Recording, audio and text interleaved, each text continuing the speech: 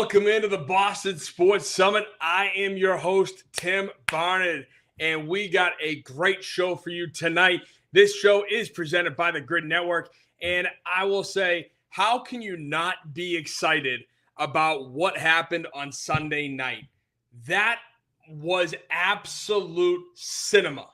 Something that I honestly was not expecting at all. And I think you guys know that after watching the show last week, I totally predicted that the Bills would win. I thought it would be a close game, but my prediction turned out to be very wrong because this is what I predicted, a 28-24 ball game, and what we actually got was 23-20. Now, I'll tell you, I thought this was going to be something totally different. Because when looking at this game, again, breaking it down, Pat's offense, Bills defense, Bills offense, Pat's defense, trying to sit there and put the pieces together. Now, again, you can look at the numbers all you want. You can look at the stats all you want. But as I've said from day one, stats will paint some of the picture for you. Might give you a little bit of an outline. It might fill in some of the colors that you need. But when all is said and done, the game is played on the field, and that's what gives you the full picture. Because I said last week, the Bills' rushing defense was 31st in the league. Now, you might want to say that it could have been a little skewed due to Derrick Henry running all over Buffalo in week one. It's week one, trying to get their legs underneath them, all of that. But that was the last thing New England was able to do. And I would say it worked out for our benefit. Buffalo dared New England to beat them with Drake Maye. And that's exactly what we did. We took them to task. Now, was it easy? No. Did we blow them out by any stretch of the imagination? No. But I think the big thing we have to take away from this game was that Drake Maye has made the leap. Drake Maye is that dude. And that's, I think, what I'm most excited about. I'm most excited about the fact that we can sit back and look at Drake Maye and say, hey, there's our guy. There's our guy of the future. Because I don't know if we've been able to do that recently. We had Cam Newton in 2020. His arm was shot long before he came here. So that wasn't going to happen. Mac Jones, everyone wants to say that we were jumping up and down in 21 when we were the number one team in the AFC, and it was great. Don't get me wrong. Rookie Mac Jones, hey, we might have the guy. But we also forget, too, that we beat Buffalo in Buffalo that year running the ball 1,000 times. Mac Jones threw 3 pass attempts. And it was so cold that they knew Mac Jones was not going to beat Buffalo. So that's why I kind of sit there and I'm like, yeah, it was great. Don't get me wrong. Buffalo was that team. But it's not like we were certain. And then, of course, Bill Belichick had to go and make the biggest malpractice coaching hire of all time, hiring Joe Judge and Matt Patricia, which ruined Mac Jones and his development in year 2. And we all know how that went and how trash he was. Absolute trash he was. And you can't deny that. You really can't. Because when you want to look at what Drake Maye has done this season, and again, this is all predicated on the year 2 leap. Everybody talks about it. The sophomore jump, right? It's all about that jump. Drake Maye, I think, has made that jump because he is second in the NFL with a nearly 74 completion percentage. He's fifth in the NFL at just over 1,260 yards. He's fifth in the NFL at 8.2 yards per pass attempt. And yes, his passing touchdowns is, 15th in the NFL at 7 total. But his quarterback rating is 6th at 107.8. That's Drake Maye. Drake Maye is essentially a top 10 or even a top 5 quarterback right now. And again, those are based on the numbers. I'm not going to oversell on the numbers and be like, he's a top 5 quarterback. If you say he's a top 5, if he's not a top 5, then you're wrong. See, look at the numbers. No, I'm not going to do that, because all that does is just show you part of what is going on. And that game on Sunday, I think, showed you more than what the numbers could ever do. You have Greg Bedard writing for the Boston Sports Journal talking about how the DVOA actually got worse for New England after that game against Buffalo. Not taking into account Drake Maye's throws off platform. Going into Buffalo being as good as they are. Now, are they flawed? Of course they are. Look at the game on Sunday night. Of course they're flawed. But going into Buffalo and holding your own for the most part. And then, too, Drake Maye being able to make some throws, make some plays happen where Mac Jones wouldn't be able to do that. Tom Brady wouldn't have been able to do that. And no disrespect to Brady by any stretch of the imagination. I'm not comparing Brady and Mac together. No. I'm just saying. A good example of that, 2 good examples of that, were actually Drake Maye's rolling to the right, throwing that 33-yard bomb to Stephon Diggs on the sideline at the 4. You're telling me that the numbers are going to understand that whole situation and understand that Drake Maye was rolling to his right and just heaved it up there? But it wasn't a heave of desperation. It was a heave of, I know what I'm doing. I'm putting the ball where I want it to go. And it went exactly where he wanted it to go. And Stephon Diggs made a phenomenal catch at the 4. Not to mention the other play, too, to go along with that was late in the game. Drake Maye's making that game-winning drive, and he's about to take a 4 to 8 yard sack. But somehow, some way, as he's getting tackled, he is able to get rid of the ball, and it goes right to Stephon Diggs, who then makes a man miss and gains 16 yards. So, again, it's these types of plays that the numbers are going to sit there and show you, oh, that's a 12-yard gain, 16-yard gain. Oh, that's a 33, 34-yard gain.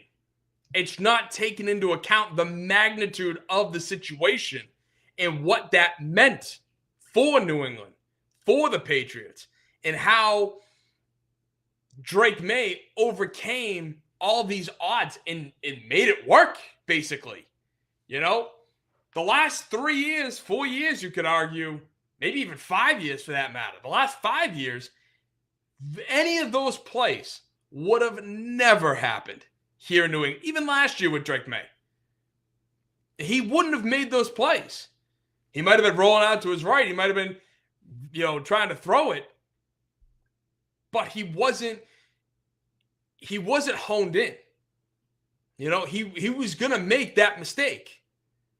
Like, for instance, that sack that he took, or that sack he almost took on that final drive to start it off, 2 things would have probably happened. 1, he would have tried to do too much and fumbled it like we saw in the first preseason game this year. Or 2, he would have thrown it right to the Buffalo defender. Or 3, taking a sack. Now, fast forward, that final drive, Drake Maye is trying to scramble, and he is looking downfield, trying to find somebody, get that key first down, so that way the Pats can run out the clock, kick the field goal when the clock hits 0. And what does Drake Maye do? Instead of throwing the ball, instead of doing too much, instead of getting out of bounds, he was able to stay in bounds, get back to the line of scrimmage, and take the sack. And you could see when Drake Maye got up, Mike Vrabel was right there actually congratulating Drake on taking the sack, because the worst thing you can do is force the ball into a very tight area in that type of situation, turn the ball over, or even run out of bounds, stop the clock, give the Bills that chance. And so Drake Maye, when he got sacked, I will admit I was not mad, but bummed for a half a second. And then I realized, right after that half second, like, oh, wait, Drake Maye did the right thing there. Drake Maye was smart right there. And that's why when I look at the second year leap, I mean, he's taken it better than I could have ever imagined. I mean, it's been impressive. Now, the last few weeks leading up to it, yeah, you could sit there and be like, oh, well, it's, Drake Maye's still young. He's still trying to do his thing. We don't know what we have, this, that, and the other, because to some degree, it's true. He's never let a come from behind game. He's never had a game-winning drive before. It's his first game in prime time. And I'll admit, going into this game, I thought he was going to have the jitters like he had in Minnesota in the second preseason game. When the first drive, the balls were soaring over guys' heads. Mac Hollins had to jump up to catch a 5-yard slant route. And he overthrew Pop Douglas and nearly turned into an interception. That's in Minnesota. But that was preseason. This is week 5, Sunday Night Football in Buffalo, New York. That stadium's rocking. You got the whiteout going on. It is crazy up there. Bills Mafia. I'm surprised a certain inanimate object didn't get thrown onto the field. But, I was impressed because that first play of the game, he rolls out to his left and drills Stephon Diggs right in the chest. And Diggs then takes a step back, scoots to the right, and gets the first down. A beautiful first play of the game for the Pats. I was thoroughly impressed with Drake Maye. And all I got to say is, all hail our quarterback of the future, man. That's our guy. We've got our guy. And that's going to lead me right into the game day grades, because Drake Maye is number 1 on that list. Then I've got Steph Diggs and I got Andy Borregales. Now, again, Drake Maye, I've already just given him all the praise, but just to show you statistically, he was 9 of 16 with 89 yards in the first half, but the second half, 13 of 14 for $184. He had 1 incompletion the entire second half. That's huge. That is absolutely huge what Drake Maye was able to do. And as for the Andy Borregales, I mean, the guy was perfect on Sunday night, going 3 for 3 on field goals, 2 extra points. It was exactly what we needed. And, of course, obviously kicking that 52-yard field goal to solidify the win. I mean, did you see how high up that ball was when it split the uprights? That ball would have been good from like 80. He crushed that thing. Crushed it. Big time play from him.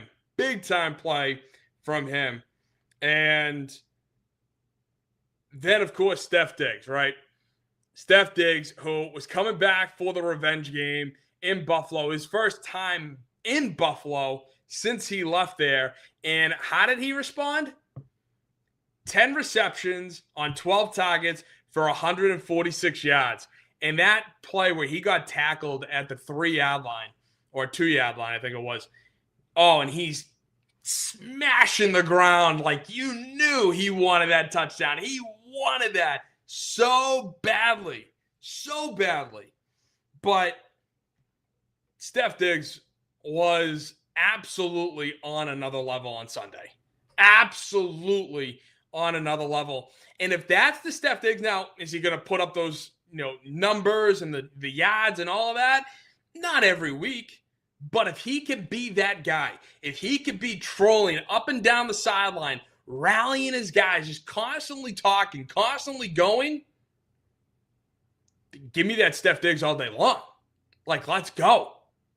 He was not only performing on the field, but he was leading off of it as well. And that's huge. We've all had questions about which Steph Diggs are we getting? Are we getting the guy that, was complaining about his, targets, about his catches, even though he's always racked over 1,000 yards, except for his injury season last season. But he was on pace for 1,000 yards, let's say that. But he was complaining, right? He was a big complainer. He was acting like a diva. Hell of a player. Really enjoyed watching him in Minnesota, Buffalo, and that little bit in Houston. But he was always talking, always complaining. But now it looks like he's understanding where he's at, both in his career and the situation here in New England. And he's like, no, I'm going to keep my head down. I'm going to do my thing, and I'm going to work. And I'm going to get this team going because we're good enough to win. And that's what happened. And you love to see that. You love to see that. And don't get me wrong. As I stated earlier, Buffalo was absolutely complicit in the victory for New England. They were. You can't say that. You can't say that they weren't. Because Buffalo had 3 turnovers. Now, luckily, we only had the one fumble. But Josh Allen made a interception that when you watch it, the Khalil Shakir, Marcus Jones interception, it almost looked like Shakir actually held up because the way Marcus Jones was running, he ran right by Shakir as he's making that interception, showing that Shakir slowed down. And you're sitting there going, what are you doing? Also, Khalil didn't even come back to the ball. That's a huge thing. So he let the ball just drift out there, hoping he'd make the catch, and then Jones just undercut him and boom. Which was electric, which is something that we absolutely needed. And so going from A to B, Marcus Jones absolutely is on that B list.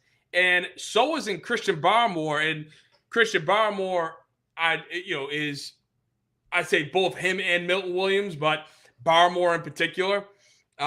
Because Marcus Jones started off with him, 2 pass deflections, obviously that interception. He's been, honestly, our unsung hero over the last couple weeks, if not the whole season. Having that massive special teams day last week, having that interception this week, the couple pass deflections, his time against Keon Coleman, having that big pass deflection, he's been good. He's been really good. So love what I've seen from him. And then Christian Barmore, I honestly thought he was the best defender of the first half. He was pushing the center and the guards as far back as he possibly could. He was all over the place. And it was one of those unsung hero moments, another unsung hero, where it might not be on the stat sheet, him getting sacks and stuff like that, but he's causing Josh Allen to move out of the pocket, which you saw in the second half completely. A lot of people want to go to Josh Allen when he was rolling to his right. He had, I think it was Coleman actually, open going right to left, but Allen was rolling to his right. And I don't care how strong of an arm you have, the distance that he would have had to put on that ball would have made the ball float up in the air, and possibly, we could have intercepted it as well. And yet, Allen is just, you could tell, I think he was a little jittery. He only got sacked one time, but we were pushing that offensive line back and back and back. And Allen was scrambling for his life on Sunday. It was fun to watch. So I thought, those two definitely very good. And as for average to maybe slightly below average, I put Carlton Davis, Ramondre Stevenson, and Jalen Hawkins. Now, Carlton Davis, he gave up that bad touchdown, and not something that you really want. It looked like there was obviously some miscommunication on that, but again, you gotta be on it. And he let Keon Coleman open in the back of the end zone, and Allen hit him in that split second. So Carlton Davis, again, he's ever since Gonzalez has come back, they got to pick on somebody, and it's been him. And I'm not saying he's been terrible, but again, just certain things that he needs to pick up on. I also had up on there, not that one, Ramondre Stevenson and Jalen Hawkins. Now, Stevenson, he did get 2 touchdowns, and that's why I have him as a C, because when it mattered most, when you're in the red zone, inside the 5-yard line, you punched it in. You got in for the touchdown. That's all that matters. As long as you hit the hole and get home, then you didn't fumble, you did your job. But he did fumble. New England, we got our fumble. We're inside the red zone. And then the very next play, Stevenson right on cue. Ball gets knocked out. And it's interesting because especially now that we lost Antonio Gibson, because what are you going to do with him? I'm part of the team that, you need to get this under control and make sure that he stopped fumbling. But at the same time, Vrabel is very patient with him. And based on what Stevenson has done last year in terms of his fumbles, and it's clearly carried over, we're put in a tough spot. Now, there's really no good workhorse back available on free agency. If you're going to get somebody, you're going to have to trade for him, but I don't want to sit here every week and have Stevenson on C's, D's, or F's because he keeps fumbling. I don't care if we even got it back. We need to stop fumbling the football and giving the ball away for free like that. So I'll talk more about the running backs in just a minute on these grades, but going from Stevenson, I also had Jalen Hawkins there. Also miscommunication on the touchdown to Curtis Samuel. Jalen Hawkins, you could see, understood that he had Samuel because Samuel was motioning from the right side all the way to Allen's left hip. And then Curtis Samuel started to go right, but then came back and just ran right out into the flat. No one was covering him because all of a sudden Jalen Hawkins is like, well, wait, you have him? I should. Okay, I got to go. And it was, by that point, obviously too late. The game is like this, And so, again, there needs to be that communication. There needs to be that understanding of, hey, that's my guy now. All right? You had Christian Gonzalez on Kincaid underneath, but there has to be that communication. Samuel's my guy. Or I got Samuel. You have him? All right, cool. Whatever. There needs to be that understanding. So, again, that gave the Bills the lead in the third, but Drake Maye absolutely came through. Now, as for below average, letter D, I put the offensive line, Joshua Farmer, and Keon White. Now, were there some designed bootlegs for Drake Maye? Absolutely. Some play action rollouts? Absolutely. But the running game was really the issue that I had, because they were, as I showed earlier, the 31st ranked run defense in the NFL going into that game. And how did our running backs do? Travion Henderson, 6 carries for 24 yards. Antonio Gibson, 6 carries for 21 yards. Ramondre Stevenson, 7 for 14. Under 60 total rushing yards on 23 attempts. Not good. Not good. Or actually, did I say 23? I'm sorry. 19. It's math. I'm sorry. That's why I talk sports. But, so, again, the run, it's almost like Buffalo sold out. And they did. Buffalo sold out on the run game to say, Drake, we're either going to win because you couldn't run the football, or we're going to lose because you finally took that lead. And that's exactly what he did. Drake Maye understood the situation, understood the magnitude. I can't stop talking about him enough, because he went into Buffalo and has done something that not many quarterbacks have done, because Drake Maye has now become the second youngest quarterback in NFL history to win on the road versus the reigning MVP. Comment down below if you know who the youngest was. And while I wait, I'll just tell you. No. It was Dan Marino beating Joe Theismann. So the youngest man to do it was Dan Marino when they beat Joe Theismann and the then Washington Redskins. So, again, unbelievable. And then what Drake Maye did. But the other two guys who I had on this list, Keon White. Now, where has he been? You know, watching that film and trying to watch Keon White pass rush,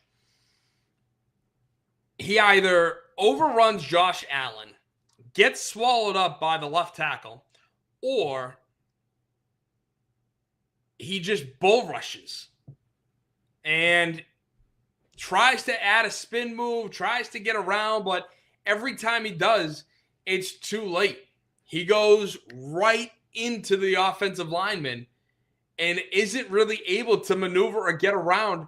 And Josh Allen, by the time he does, has all the time in the world and is like, bump, bump, bump, bump. Like, what? It's, and I sit there and I'm like, Keon, what's going on? And then, of course, he does leave the game with an elbow injury, which sucks. I mean, Keon, I've really enjoyed Keon White's play in the past. And he looks like that mad type of dude where you're just like, all right, I'm just going to get back there no matter what. Now, part of it, I understand, is built into the system, right? You don't want to overshoot your edge and leave Allen a nice hole to step up and maneuver through to give him a big chunk of yards on the ground. I get that. But at the same time, the times you can tell where he's just flat on running, he pushes the offensive lineman back, but not to the extent you would want. Not to the extent where, here we go, we're moving on, we've got this guy, Keon White's going to get into the backfield, bam, done, sack, let's go. 2nd and 15.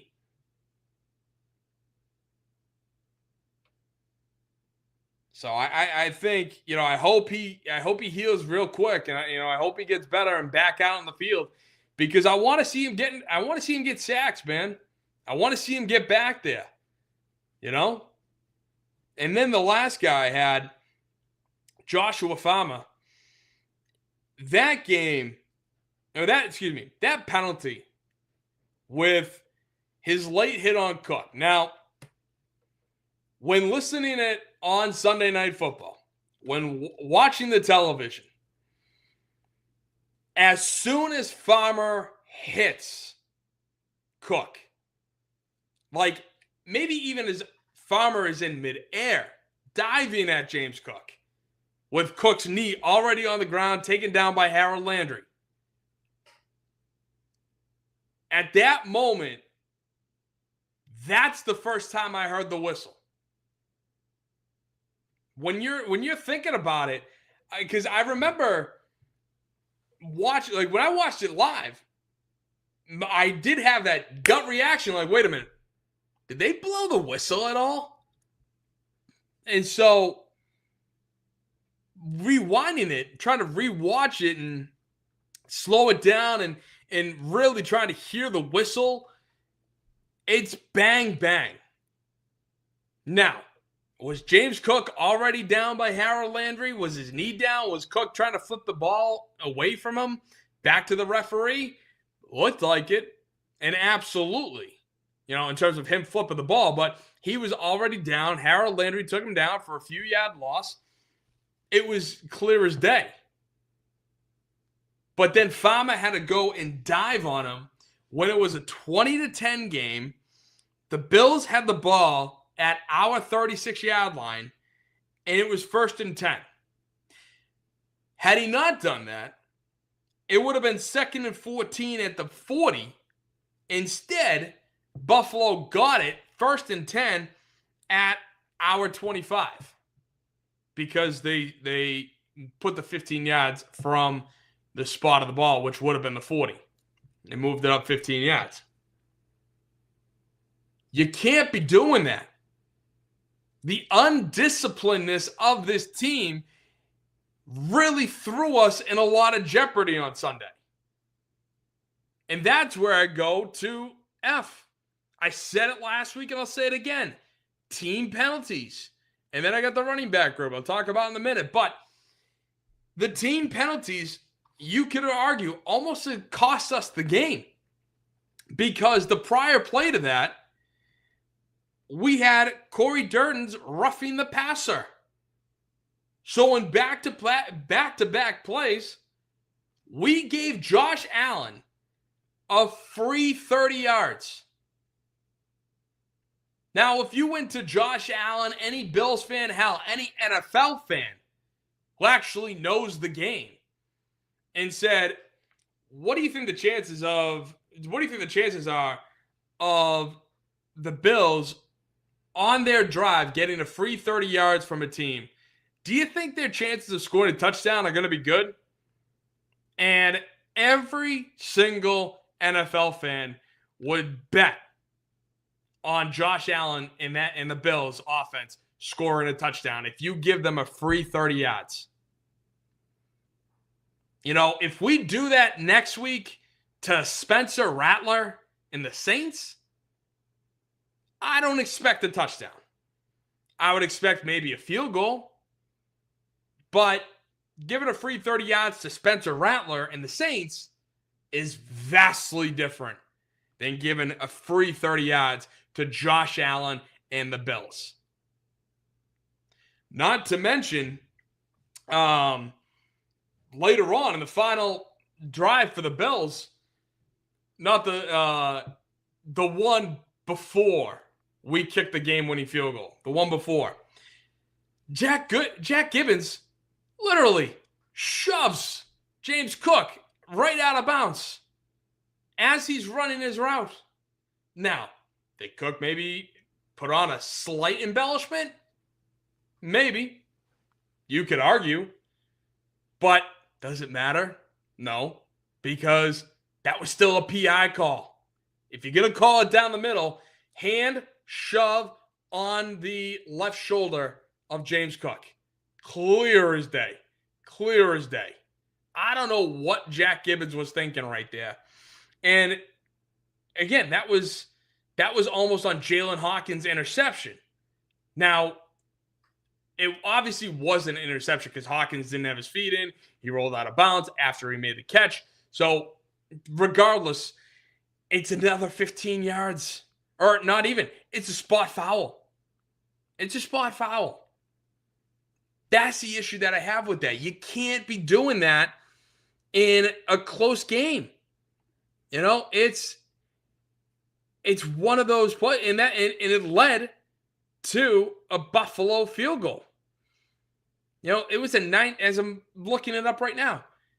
Jack Gibbons, defensive pass interference, 19 yards, spot foul, 4 yards greater than 15. You know? So that team penalties, they have to get over. I understand Vrabel wants them to come out and be aggressive. Just like the Bruins last night, there's a difference between being aggressive and being undisciplined. And yes, while Buffalo committed 11 infractions to our 8, we also outgained them with 93 penalty yards to their 90. Buffalo was complicit in our victory. And I'm not saying that Buffalo beat themselves and that we don't deserve credit. Absolutely not. We deserve all that credit. Drake Maye actually deserves all that credit because I would argue that we went out and won the game. But I'm not going to sit here and say that Buffalo had no help, no hand in that. Of course they did. So they need to understand that. And then we've also committed the second most infractions through 5 weeks at 43. Number 1, the Vikings at 44. So having that be our problem, be an issue, is huge. And heading into Sunday's game, they're going to need to fix that because we need to take this momentum and ride it through because our schedule is unbelievably favorable. Unbelievably favorable. And I'll talk about that in a minute, but the last group I want to get to, obviously in that F category, was the running back group, right? The running backs. And I put them on as a whole. Yes, I understand Antonio Gibson did get injured, okay? And unfortunately, he is done for the year, which sucks because he was a great change of pace back for Ramondre Stevenson. And clearly Josh McDaniels still, I don't know if it's Josh or Vrabel, but still doesn't trust Travion Henderson to do the job, to get it done, which is scary, you know? And we went out, we got Terrell Jennings out of free agency, but the running back group, again, against the 31st ranked defense, rushed for 59 yards on 19 carries. Okay? Buffalo forced us to beat him with Drake Maye. And thank God Drake Maye stepped up and delivered. Am I right? So, yeah, I think the whole group deserves an F because this team was made prime, was ripe to get run on, and that's Mike Vrabel's staple. Mike Vrabel needs a solid run game in order for his quarterback to have success. Luckily, Drake Maye is not Ryan Tannehill, where Ryan Tannehill absolutely needed Derrick Henry in order to be successful. If you're going to say, Ryan, I'm going to need you to throw for 30 to 40 times a game, and you're the reason why we're going to win or lose, you're going to lose a hell of a lot more than you're going to win. But if you have a superstar running back like Derrick Henry, where you can stack 8 in the box, and Derrick Henry's still going to laugh at you and go for a 65-yard touchdown, yeah, that's going to help Ryan Tannehill a hell of a lot more. So I'm pumped. I'm excited, clearly, that Drake Maye did everything that he did and that we also got the upset It was absolutely fantastic. But with that said, oh, and I do want to say one other thing. Shout out to Boston Sports Inf on X for making a post about how unusual this victory is against Buffalo. Because since the tracking of this stat in 1983, a road game, 7.5 point or more underdog, lost time of possession, lower passer rating. Drake Maye had a lower passer rating than Josh Allen. We had more penalty yards, fewer total yards. Previous teams who fit that criteria, right? Road game, 7.5 point or more underdogs, lost time of possession, lower passer rating, more penalty yards, fewer total yards. Previous teams since 1983 fit all that description. 7 and 411, a .017 win percentage. As of Monday morning, those teams are 8, 4 and 11. So a .019 win percentage. So listen, it was a fun game. It was entertaining. And that's the type of game that just gives this team hope, gives us an opportunity to go and be dangerous because we have nothing to lose. We don't. We're not projected to be Super Bowl contenders. Hell, we were a back-to-back 4-13 team. Back-to-back 4-13. And now we have an opportunity to be scary. That's right, be scary, because now we're going to be going down to New Orleans and face the Saints, the 1-4 Saints at the Caesars Superdome. Now, it's not going to be easy. You know, whoever said it was. It's the last time we were down there, it was not fun. And I remember the game at 2009 where you have that infamous meeting between Bill and Tom standing on the sideline just like, we can't get this team to play together. You know, as they were getting trounced by Drew Brees and the Saints. But I like our chances. The only thing is, which team are we getting? Are we getting the Pittsburgh Steeler team, the Patriots that played the Steelers, or are we getting the Patriots taking on the Dolphins in Miami?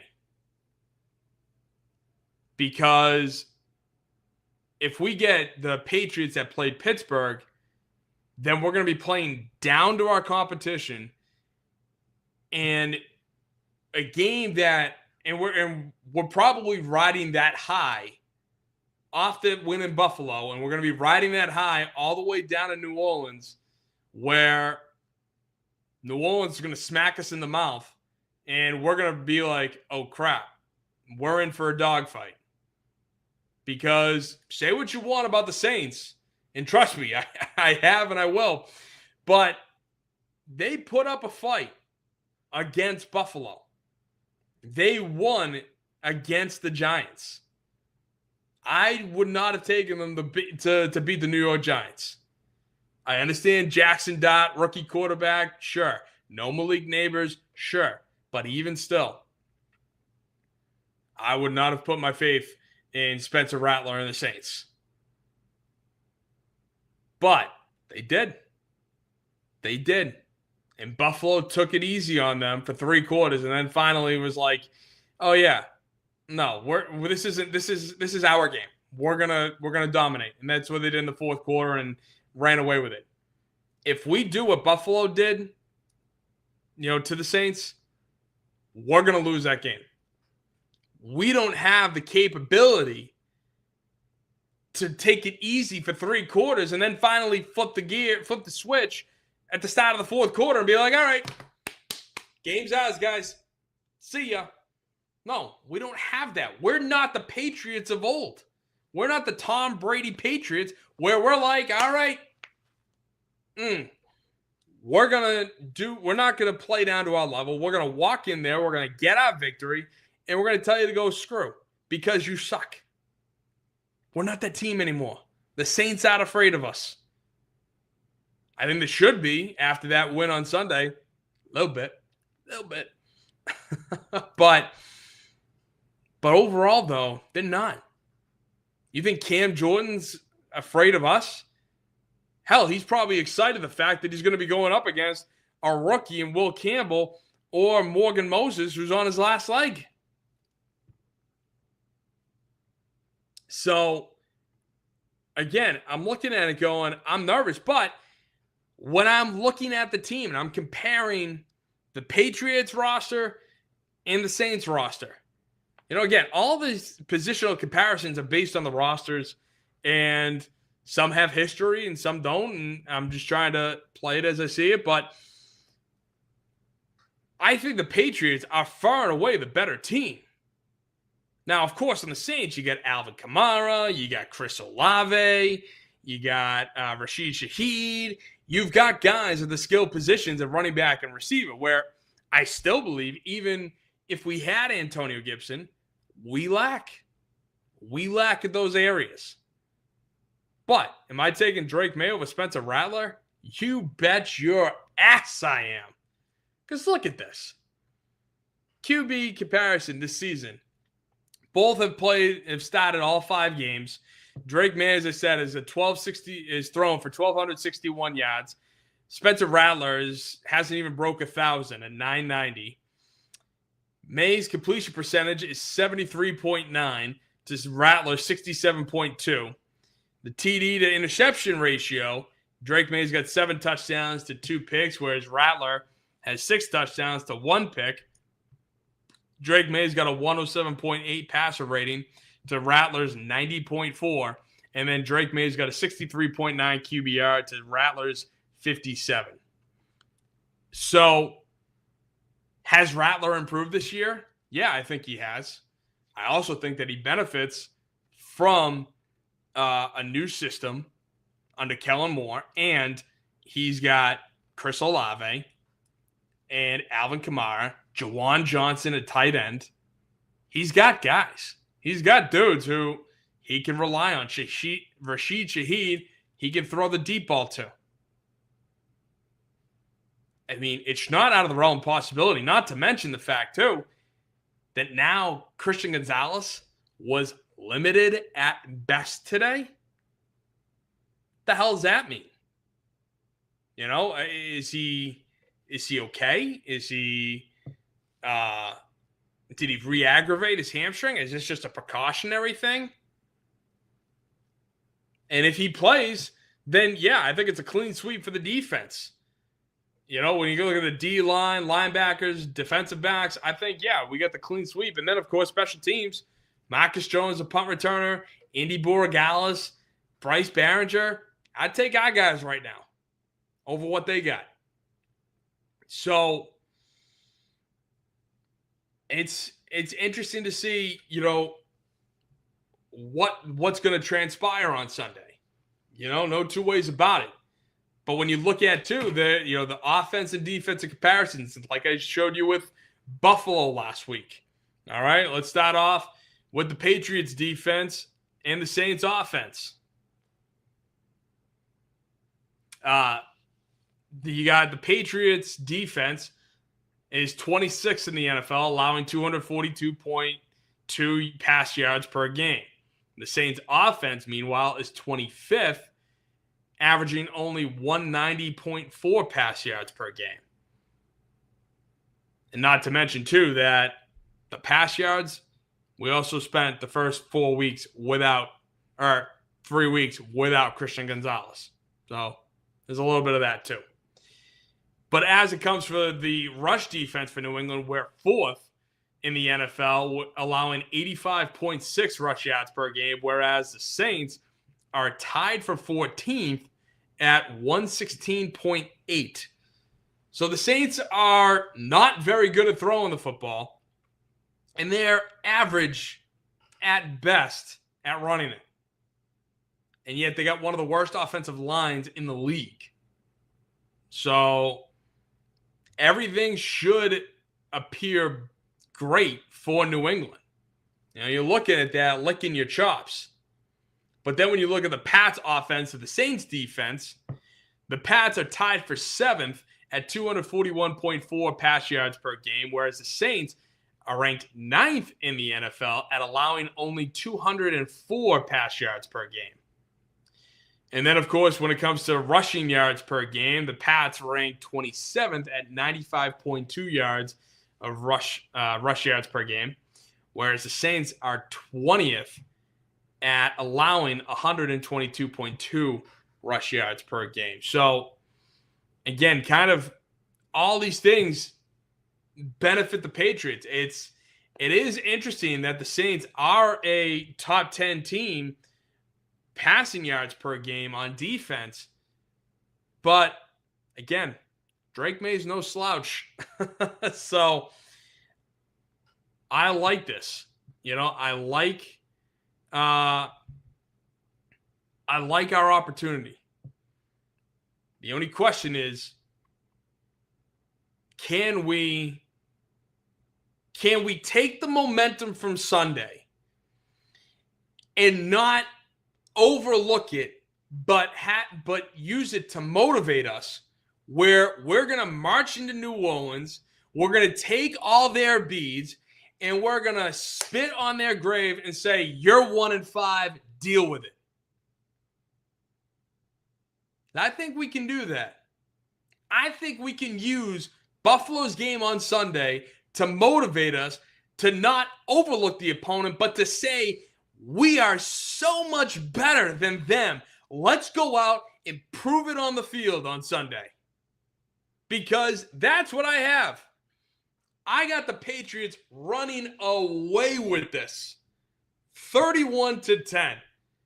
I think we're going to get after Spencer Rattler so much that he's going to have all the jitters possible. Hell, he may even get pulled because of how badly he's going to play on Sunday. I think it's also it's a little bit predicated on the fact that Christian Gonzalez is at full strength on Sunday and that he's not limited at all, because we're going to need Gonzalez to cover Olave. There's no two ways about that. We're going to need that to happen. That is a worry for me. I'm not going to deny that. That is a worry for me if our defensive backs get beat by their wide receivers. I think that's the biggest thing on defense they need to be looking at. But I'm also looking at it from the fact that, can we get home? Can our defensive line get home fast enough? And if they can, then wide receivers be damned. They can run all they want. But we're going to get after Rattler, and he's going to be so off balance, it's not even funny. And that's the thing. That's what I like. That's what I think we can do in this game on Sunday.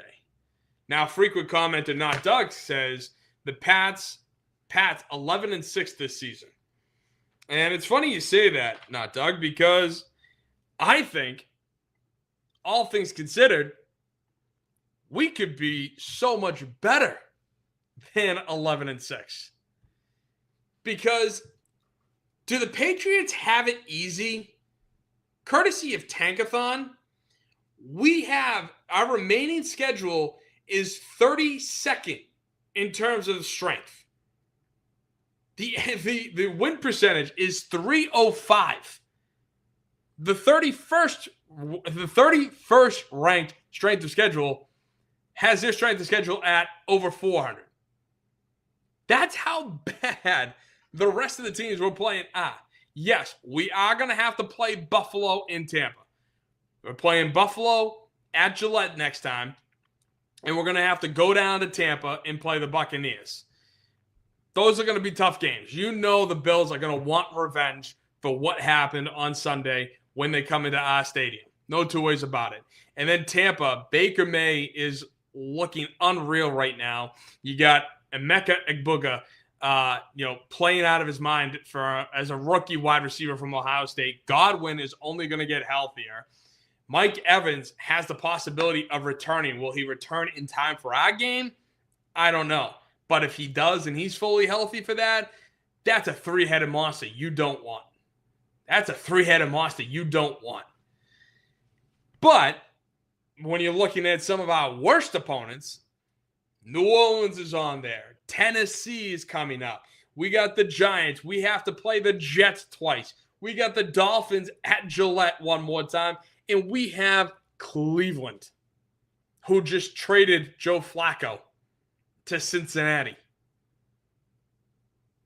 And they have a rookie quarterback in Dylan Gabriel. And then by that time, is Dylan Gabriel good enough? Or are they going to really blow it up and throw Shadur Sanders in as their starting quarterback by the time we play them?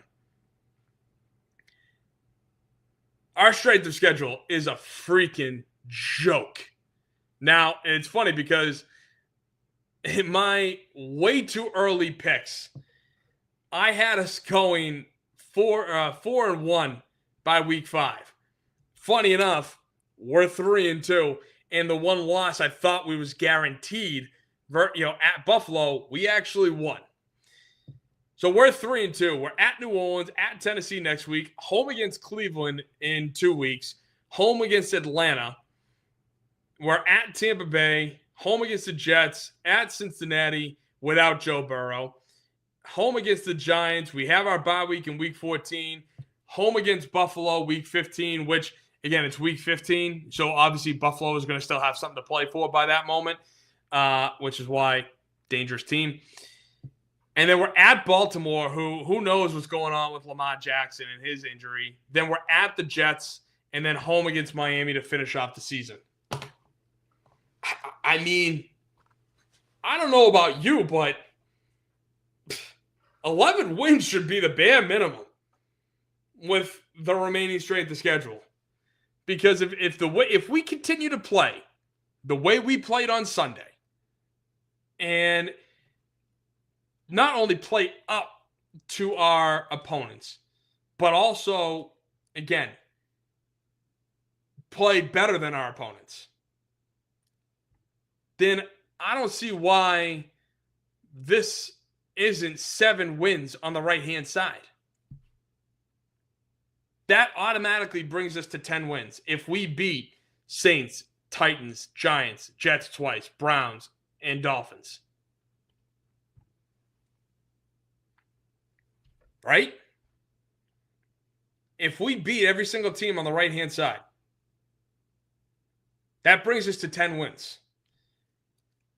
Leaving out Atlanta, Cincinnati, Baltimore. Just to name a couple. And you got Cincinnati without Joe Burrow. You got Baltimore, who knows what's going on with them. They look like trash all of a sudden. Even though they don't have Lamar Jackson right now, and he's dealing with something, but John Harbaugh is not looking good over there. And then Atlanta, you got Michael Penix, but Michael Penix is very up and down. You don't really know where he's spinning, where he's going. So, I mean, is it fair to say that 11 is bare minimum? Now, I was crazy enough out of a 17-game schedule to give us 5 losses and go 12-5. And I even said on this show when I posted that for the very first time, like, I know, I jumped overboard. I'm just, hyped. I think Drake Maye, blah, blah, blah. Like, saying that I was admitting how crazy I was, calling it a way too early prediction. Now I'm looking at it going, I don't know. There might be something to be said. Because how does Sunday night not give you the faith to go a bare minimum, like, of 10 wins? Right? And especially with injuries and all these things lining up for our opponents, not taking into account injuries of our own, because, again, stuff is bound to happen. God forbid, but that's what depth is all about. At this stage in the game, October 9th at 6:35, looking at our team on paper compared to the other teams on paper, 11 wins should be the minimum threshold. It should be. We should break even at 11, if not get 12. Tell me what your thoughts are down below, because I would love to see what you guys think are what the threshold should be for the Patriots. How many wins do you have them at? Knowing what you know right now, after the Buffalo win, before the Saints game, do you think we're an 8-win team, a 9-win team, 10 or 11 plus? Let me know down below what your thoughts are. So, I also want to talk about, too, just for fun, it's the pre-postseason standings. And if the playoffs started today, the Patriots would be in the playoffs as the final wildcard team.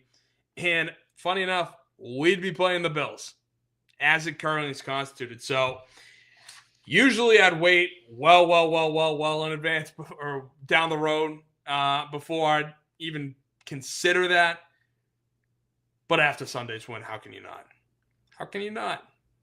Fun stuff. Fun stuff. So,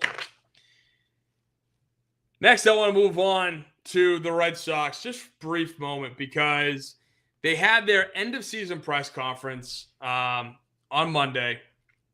And there were just a few things that, I wanted to point out, because Sam Kennedy, once again, discussing that the time is now to invest. We're going to be moving on. We're going to, trying to put together. We're obviously not where we're at because it's the first week of October and we're out.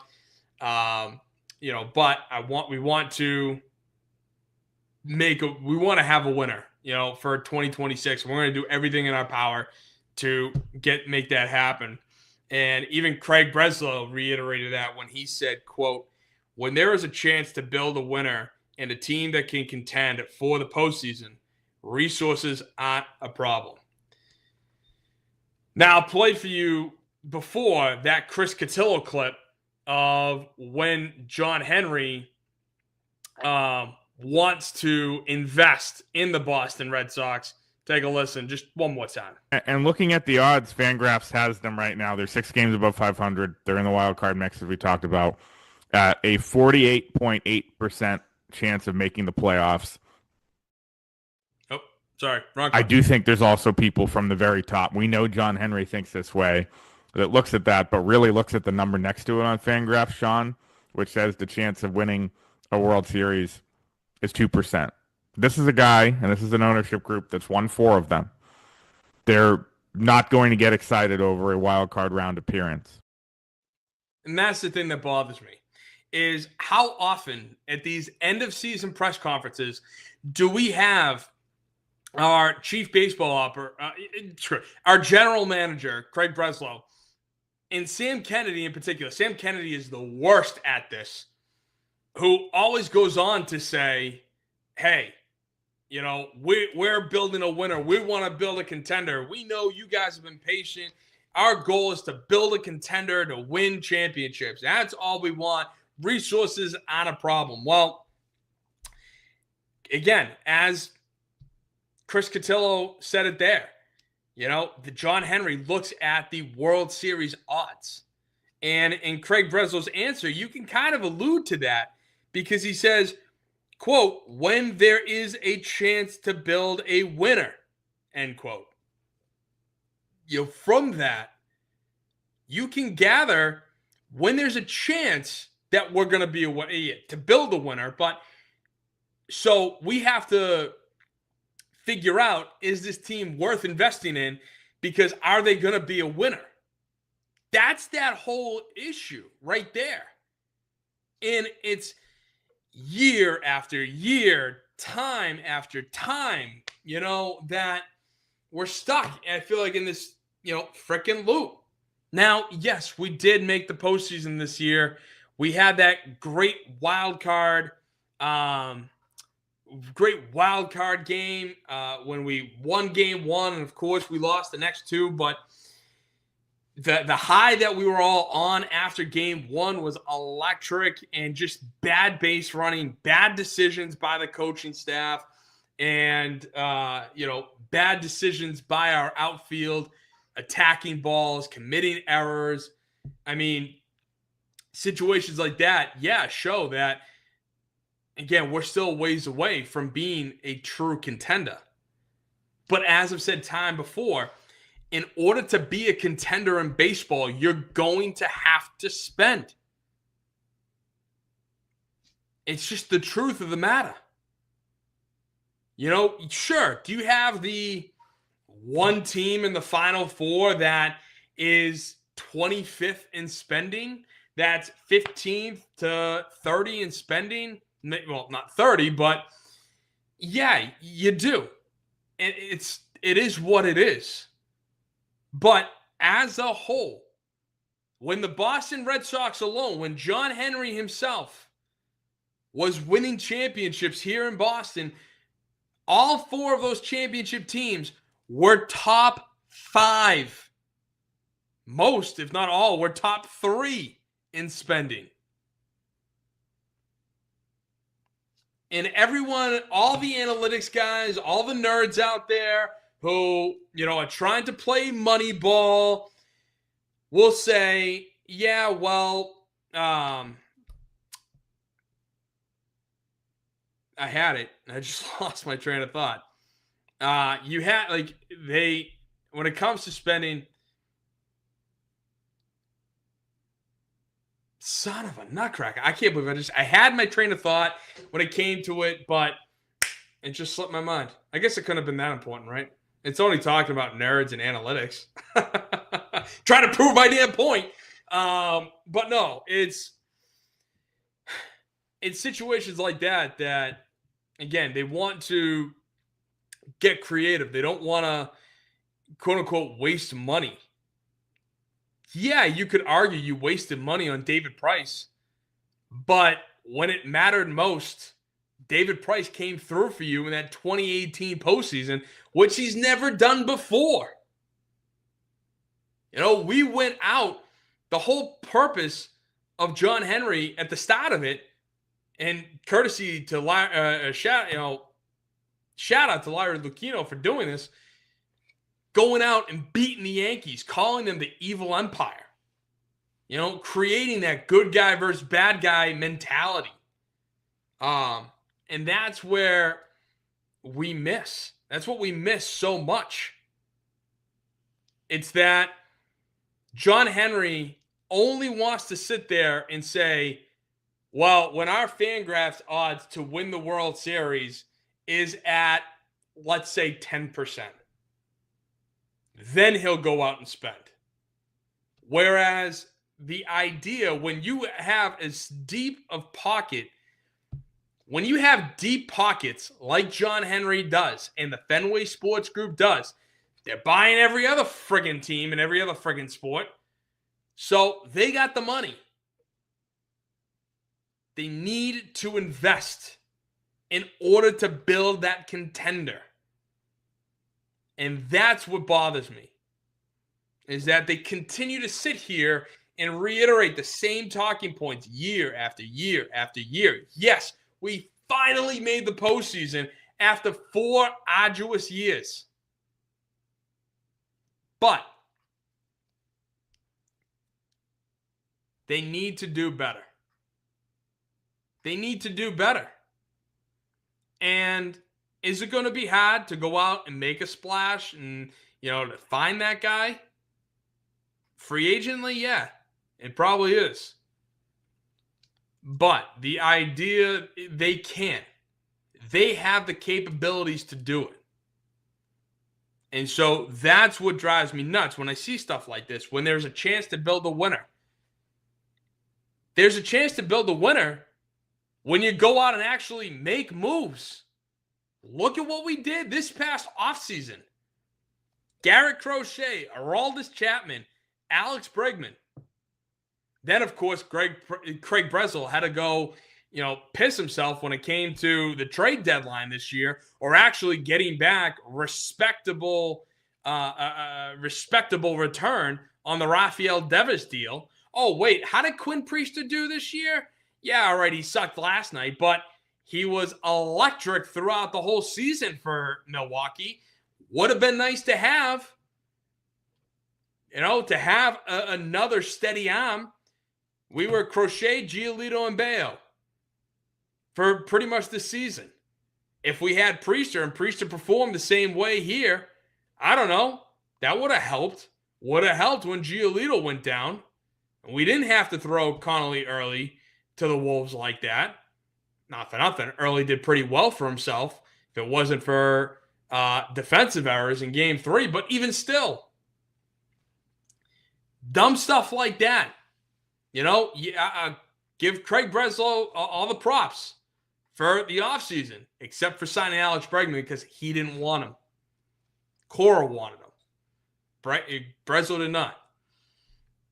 But I'll give him the props for Crochet and bringing Chapman, even though Chapman as a guy, as a human being, is a weird dude. Now, again, haven't met him before, never talked to him in my life, but the situations that arose in Cincinnati, the images of him, not being a little too close to his mother, it's just some weird things. I got like a hair in my nose and it's itching me. But they need to go out and make the moves. They need to go out and do what's best for this team, which is go out and spend the damn money. And then Breslow later on says, unfortunately, when it comes to Tristan Casas, unfortunately, Tristan has missed a significant amount of time over the last 2 years. We've also seen what he's capable of doing when he's healthy. Yeah, when he's healthy, he's batting .260 and not even hitting 25 home runs, or barely hitting 25 home runs. I don't know. I am so done with the Tristan Casas saga. I would trade a bag of baseballs for him. If we get a bag of baseballs back, that's a good deal in my eyes. Because no one's going to want him. Not now. No one even knows if he's going to be able to play baseball again with the knee injury that he sustained. Which, again, truly, that sucks. I hate seeing that for any athlete. I wish that every athlete could have a full career just based on, and then their career is based off the merits that they, accumulated, right? Unfortunately, it doesn't work like that. Injuries get in the way. And, that's one of them. He needs to go, in my eyes. Like, I really don't see a future for him. I really don't. And I don't mean to be mean about that, but he hasn't done what he needs to do. He hasn't stayed healthy enough this year for it to work for us. And this was kind of the year to do that. But so I mean this free agency is going to happen in about a month and a half.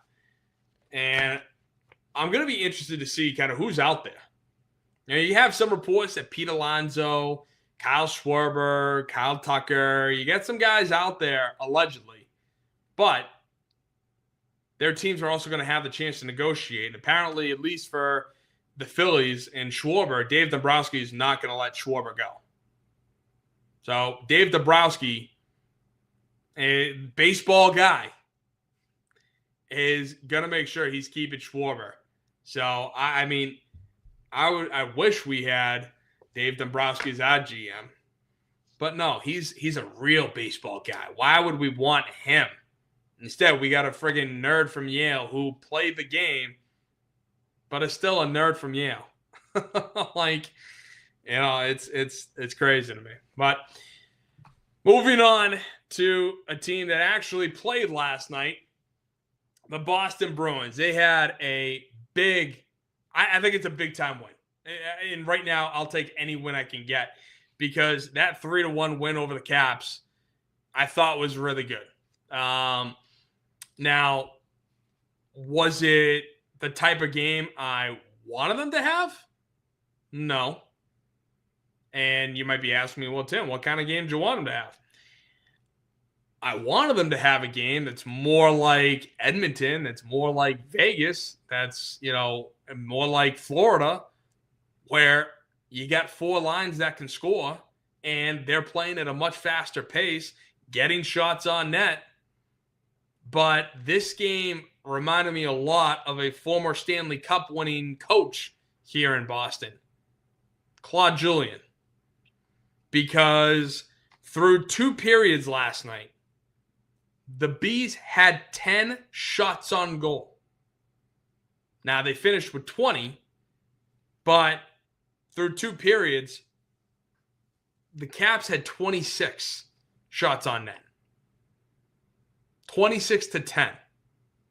Meanwhile, for the entire game, the Bruins had 24 blocked shots to the Caps' 11. And what else is new? What the top line gets all those goals, where the bottom line were a bunch of scrappers. Sean Corrali's back. Love to see it. Glad. I loved Corrali, his first stint here. But, Tanner Janot, you even got some fresh faces, which I got to start figuring out how to pronounce because looking at the lineup, Morgan Geekie, Elias Lindholm, David Pastrnak is our number 1 line. Zaka, Middlestat, and Victor Arvidsson. Second line, Tanner Janot, Fraser Minton, Mikey Eismont, and then Marat. Yeah, I got to figure out how to pronounce Marat's last name. Sean Corrali, Mark Kastelik. As for defense, Lowry and McAvoy is our number 1 pairing. Hampus Lindholm and Andrew Peak, number 2. And Nikita Zadorov and Henry. Henry's the other guy. I don't learn how to pronounce his last name. But then Swayman and Korpisalo. So with that style of play, Swayman's got to step up. Swayman has to be the guy again. And I don't mean be the guy where he's going to be playing 60 games. For 8.25, he better be playing 60 games every year. But last night he was, for the most part, I felt like on point. Stopping 35 and 36 shots, 1 goal allowed for a .972 save percentage.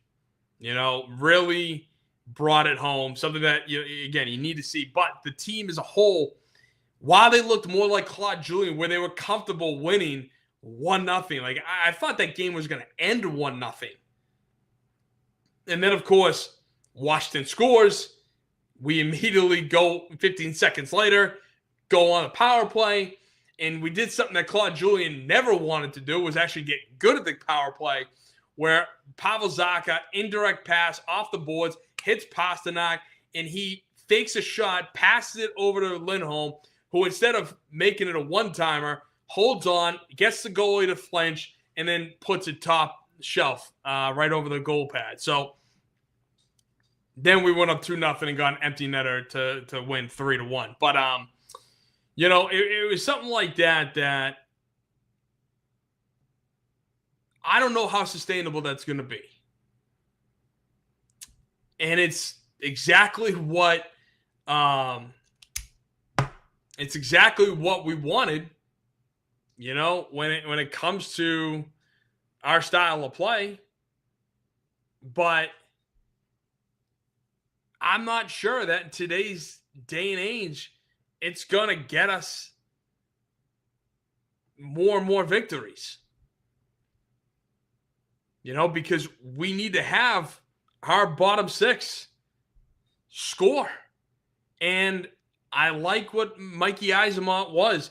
Mikey Eismont was a scrapper with the Lightning. He was a guy that got under your skin.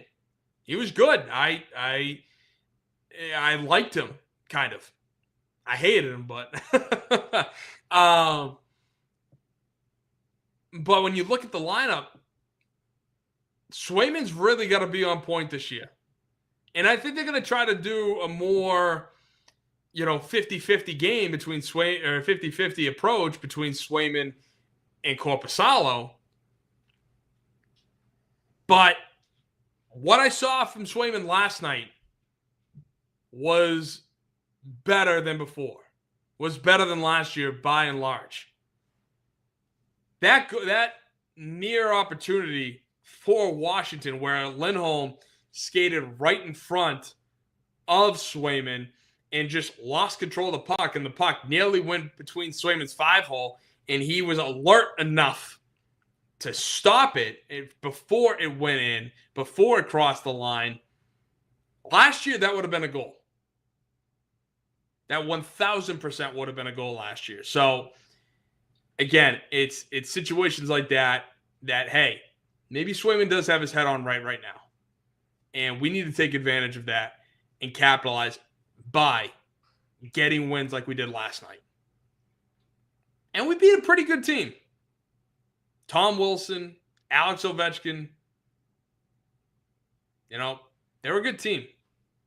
And looking at this season and kind of projecting, again, 82 games, it's a long time. But when I think about it, I have the Bruins just sneaking in to that final wildcat spot. In the Metro Division, you got Carolina, the Devils, and the Capitals. In the Atlantic, I think the Lightning are going to come out hot. And I got them as number 1, Toronto 2, Florida 3. And in the wild card, I think is going to be between the Rangers and the Bruins, 1 and 2. You got a lot of good teams, a lot of teams that are projected to make the playoffs. I think get eliminated. And if the Penguins are getting eliminated, that means Crosby's gone.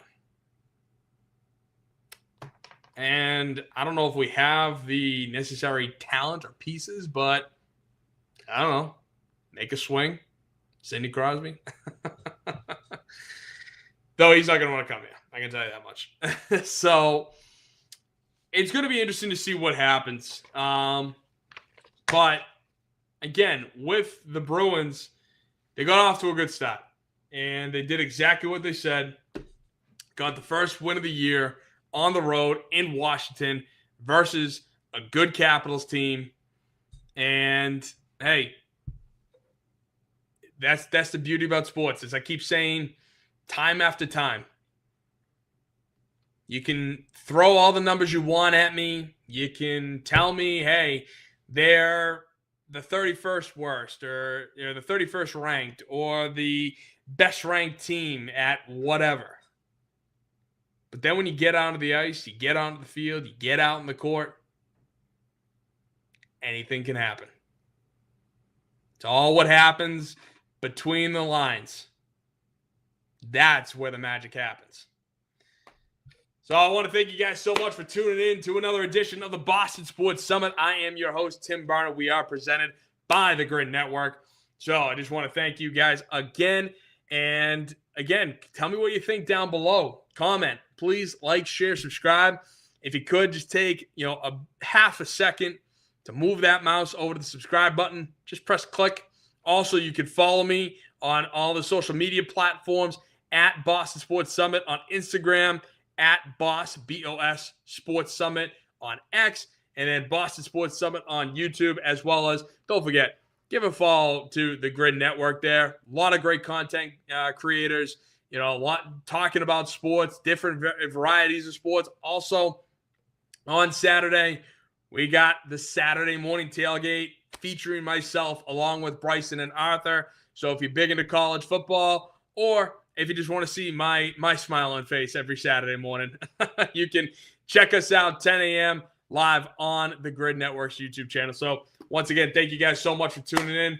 I hope you all have a great rest of your week, and God bless. Thank you. Have a good night.